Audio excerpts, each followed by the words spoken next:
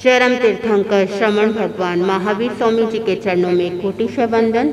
एक भव अवतारी चर्चा चक्रवर्ती भीष्म प्रतिज्ञाधारी अखंड बाल ब्रह्मचारी आचार्य सम्राट पूज्य श्री जयमल जी महाराज साहब के चरणों में कोटिशः वंदन। व्याख्यान वाचस्पति वचन सिद्ध साधक उग्र विहारी आशु कवि 12वें पट्टीधर आचार्य प्रवर श्री पार्श्व चंद्र जी महाराज साहब SS जैन समनी मार्ग के प्रारंभकर्ता अनुपेहा ध्यान प्रणेता प्रवचन प्रभावक मेरे जीवन उद्धारक पूज्य गुरुदेव डॉक्टर श्री पदम चंद्र जी महाराज साहब को वंदन करते हुए सभी गुरु भगवंतों को वंदन करती हूँ। शमनी जी को विद्युत वंदना।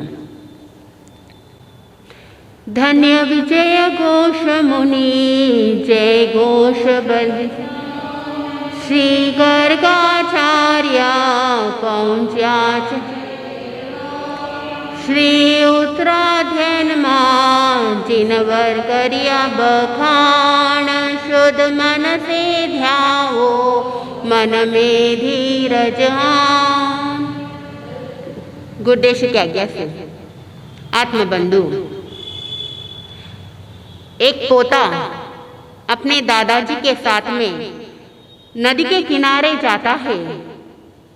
जब वह नदी के किनारे गया था तब उसने देखा कि जो नदी के किनारे छोटे छोटे पौधे थे, घास थे, वो झुके हुए थे और जो बड़े बड़े पेड़ उगे हुए थे वो नीचे गिरे हुए थे।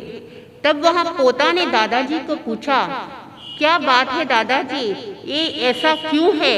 तब दादाजी ने कहा कि ये जो नदी का प्रवाह आया था, तो जिस समय नदी का प्रवाह आया था ये घास सब झुक गए और वह जो पेड़ है वो खड़े के खड़े थे, इसलिए वो टूट गए।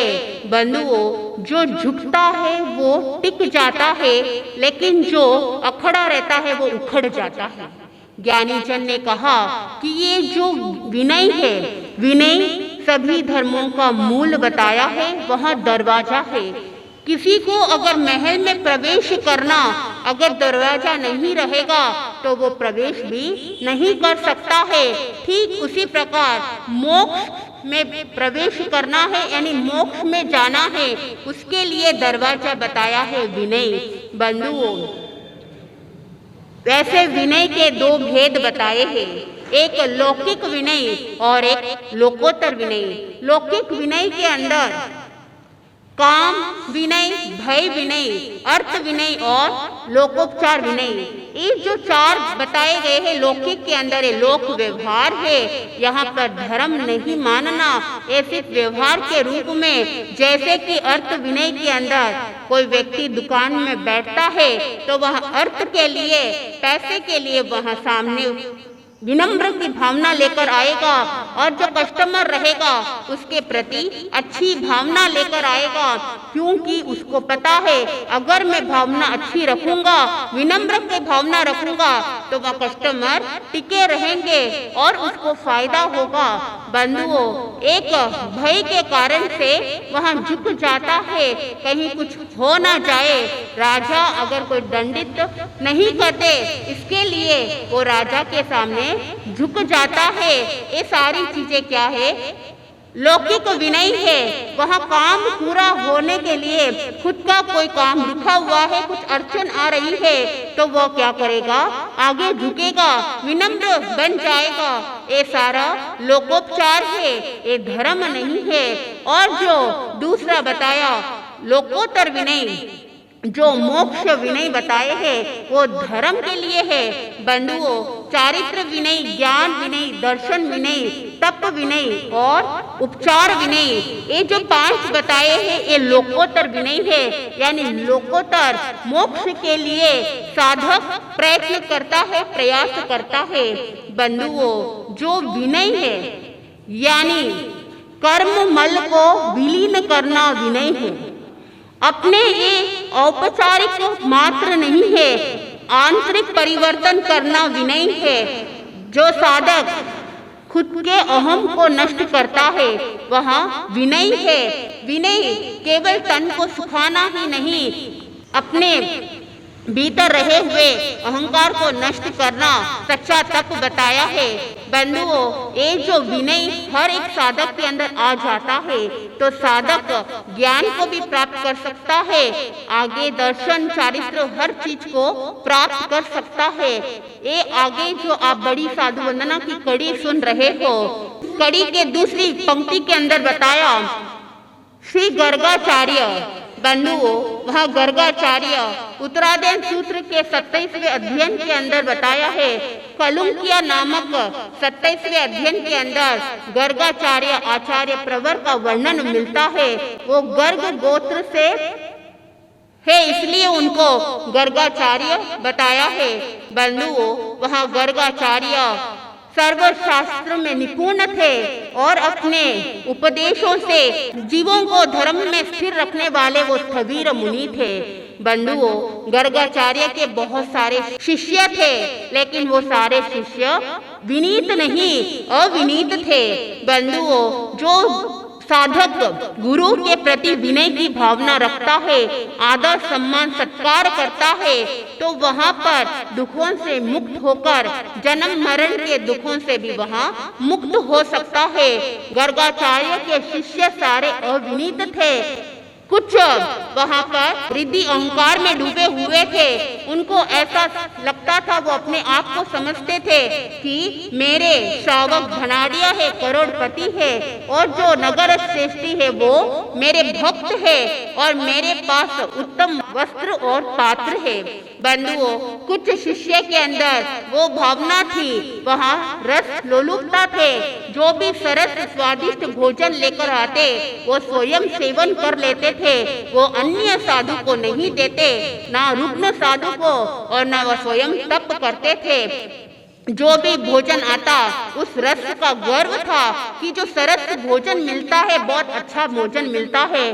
और एक शिष्य ऐसा था कि वहाँ पर कहीं पर भी जाने के लिए तैयार नहीं रहता था, एक ही स्थान पर जमकर बैठ गया। जो भी सुख सुविधा मिलती थी वो अपने साता वेदनीय कर्म के उदय से उस सुख का गर्व था और वो कहीं पर भी नहीं जाता था। कुछ शिष्य ऐसे थे जो स्वाध्याय से बहुत दूर रहते थे और वहाँ प्रमादी थे, आलसी थे। और कुछ शिष्य ऐसे कदाग्री अठाग्री थे, वो अपनी मान्यताओं को विचारों पर ही अड़िग रहते थे। बंधुओं, कुछ शिष्य ऐसे थे जो विहार करने के लिए भी तैयार नहीं रहते। कोई भी उपसर परीक्षा आ जाए उसको सहन नहीं करते थे। और कुछ शिष्य ऐसे थे, चाहे कोई भी स्थिति आ जाए, गोचरी लेने के लिए जाना वो नहीं जाते थे। उनके मन में डर था कि कुछ परीक्षा आएगा, मैं उसको सामना नहीं करूंगा। इस तरह से जो अविनीत शिष्य गर्गाचार्य के कर्म के अनुसार वहाँ पे अविनीत शिष्य मिल गए, उनको बहुत दुख होता था कि इनको चाहे कितना भी समझा दो फिर भी वो समझने वाले नहीं थे। बंधुओं, वहाँ शिष्यों को कह दिया कि तुम जाकर अमुक घर से गोचरी लेकर आ जाओ। तो वह शिष्य कहता कि उस घर के अंदर श्रावक श्राविका नहीं है, वो बाहर गए हुए हैं। और दूसरे शिष्य को कहा कि तुम जाकर भिक्षा लेकर आ जाना। तो वह शिष्य कहता कि वो तो मुझे जानते ही नहीं, तो मुझे जानेंगे नहीं तो मुझे भिक्षा भी नहीं देंगे। तीसरे शिष्य को जब कहा कि तुम जाकर भिक्षा लेकर आ जाओ, तब वह शिष्य कहता कि मैं नहीं जाऊंगा, आप किसी और को भेज दो। बंधुओं, ऐसे शिष्यों के अंदर वो भावना को देखकर गर्गाचार्य ने सोचा कि इनको विवेक बुद्धि देना है। बंधुओं, चाहे जितना उनको ज्ञान देते फिर भी वो विपरीत कार्य करते। जब भी शिष्य को गुरु ने समझाया तो बीच बीच में ही वो वार्तालाप करते और गुरु के जो कार्य बताए गए थे उसके प्रतिकूल कार्य करते थे। और यहाँ तक भी वो गुरु के निकट नहीं रहते, कहीं मुझे कोई काम नहीं दे देवे। इस तरह से वो शिष्य के अंदर वो दुर्गुण थे, ऐसी भावना थी। बंधुओं, गर्गाचार्य ने देखा कि ऐसे अविनीत शिष्य प्राप्त हुए हैं, वो स्वयं तो स्थिर नहीं रहते हैं और ऐसी असमाधि के कारण से मुझे भी असमाधि महसूस होती है। बंधुओं कहते हैं कि अगर कोई साधक स्वयं असमाधि में रहता है तो सामने वालों को भी असमाधि हो जाती है। लेकिन वह गर्गाचार्य प्रतिसंधान से कुशल थे। वो असमाधि में होते हुए भी स्वयं को वापस समाधि में लेकर आ जाने वाले थे। तो इस तरह से काफी दिन तक चलता रहा। गर्गाचार्य ने सोचा कि एक जो अश्व होता है उसको चाबुक से पीट दे तो वो अंकुशित हो सकता है, जो विनीत होगा वो अंकुशित हो जाएगा, लेकिन जो अविनीत अड़ियल घोड़ा होता है उसको चाहे कितना भी पीट दो तो भी वो अंकुशित नहीं रहता है, वो अपने हिसाब से दौड़ता रहता है। ठीक उसी प्रकार ये जो मेरे शिष्य है अगर विनीत होते तो वो भी मोक्ष की ओर अग्रसर होते, वो भी समाधि में रहते और मुझे भी समाधि से जीने देते थे। लेकिन इनका जो गुण है वह गुण विपरीत था। तो गर्गाचार्य ने सोचा कि ऐसे शिष्यों के साथ अगर रहूंगा तो ना मेरा स्वाध्याय हो पाएगा और उनको समझाते समझाते पूरा समय भी चला जाएगा, लेकिन इसमें कोई बदलाव आने वाला नहीं। इसलिए उन्होंने सोचा कि ऐसे शिष्य को त्याग कर अकेले विहार करना, एकाकी विहार करने का मन में विचार आया। बंधुओं, जैन परंपरा के अनुसार 3 अवस्था के अंदर अकेले विहार कर सकते हैं। यदि वहां पर अकेले विहार प्रतिमा को अंगीकार करते हैं और दूसरे के अंदर यदि वहां जिन कल्प को स्वीकार करते हैं और तीसरे के अंदर यदि वहां पर एक महीने तक भिक्षुक प्रतिमा को स्वीकार करते हैं तो वहां अकेले विहार कर सकता है साधु। बंधुओं, प्रथम अवस्था के अंदर जो बताया है एकल प्रतिमा धारण को स्वीकार करना, उसके अंदर 8 गुण होना आवश्यक बताया है। ठाणांग सूत्र के 8वें ठाणे के अंदर प्रथम सूत्र के अंदर वो 8 गुण और स्थान बताए हैं कि किस कारण से वहां पर अकेला विहार कर सकता है। बंधुओं, सबसे पहला बताया आस्था होना, श्रद्धावान होना, जो अपने संयम और पंच महाव्रत जीवन के कर्तव्यों को उनके प्रति पूर्ण रूप से आस्था होना है और वहां पर मेरु पर्वत के समान वहां सम्यक्त को अडिग रखना है, अडोल रखना है और वहां दृढ़ चारित्रवान होना आवश्यक बताया है। दूसरा, सत्यवादी होना यानी सत्यभाषी होना और साथ में अर्हत प्ररूपक तत्वभाषी भी होना है। तीसरा बताया मेधावी, मेधावी यानी श्रुत ग्रहण की प्रखर बुद्धि से युक्त हो, वह मेधावी है। और चौथे के अंदर बहुश्रुत यानी 9 से 10 पूर्व के ज्ञान के धनी होते हैं तो वहां पर बहुश्रुत ये भी एक गुण बताया है। और 5वें के अंदर शक्तिमान होना।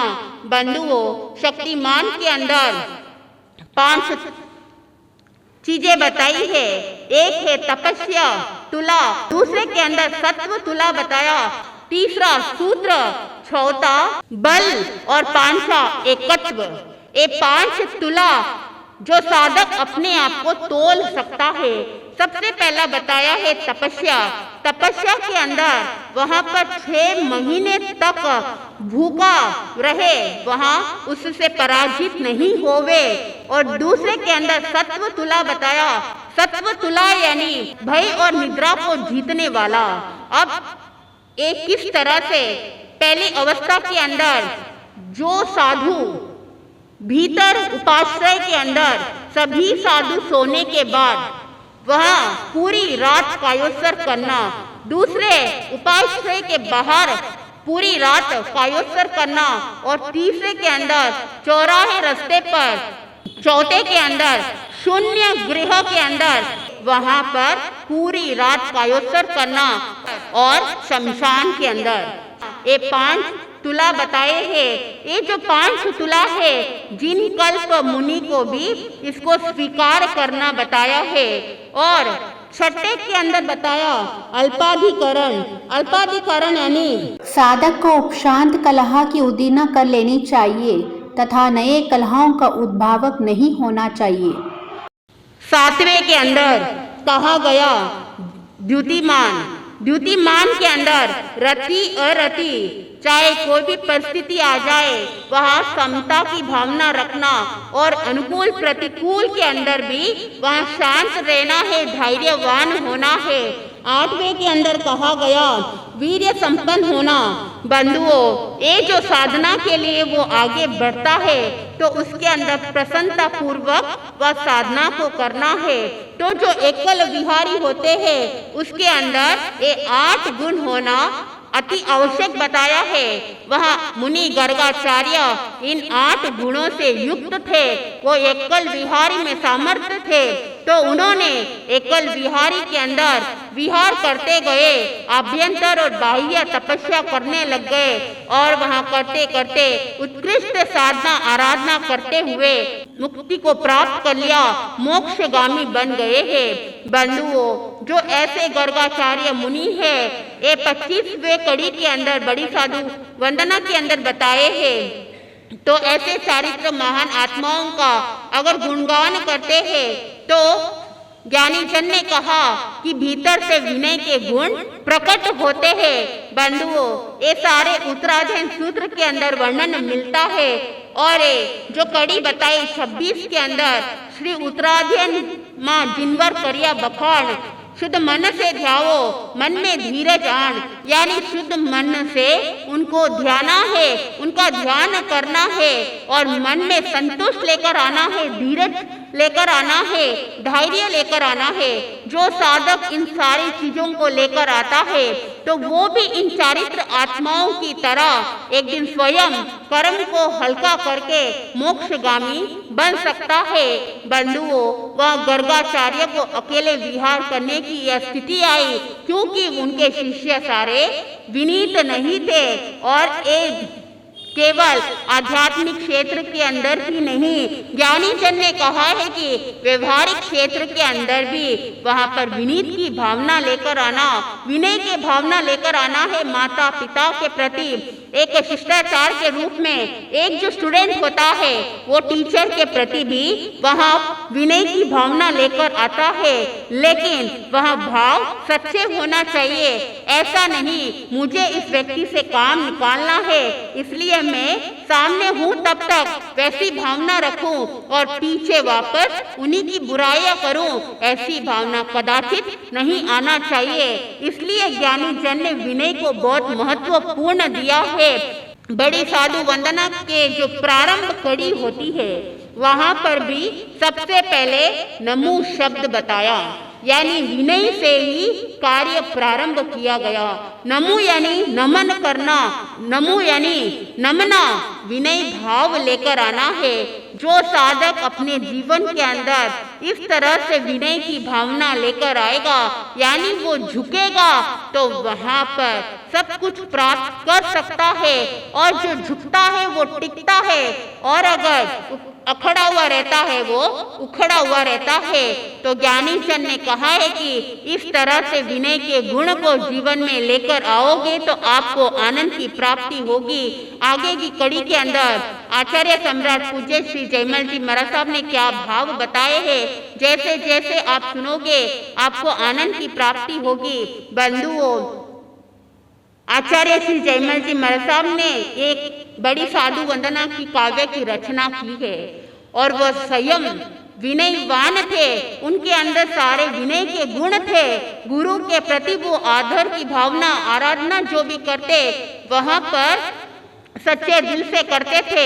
आप भी अपने गुरु भगवंतों के प्रति वो आदर सम्मान की भावना लेकर आओगे, वो विनय की भावना लेकर आओगे, तो आप भी एक दिन इस संसार से तिरकर आगे आत्मा को हल्का करते हुए मोक्ष को प्राप्त कर सकते हो।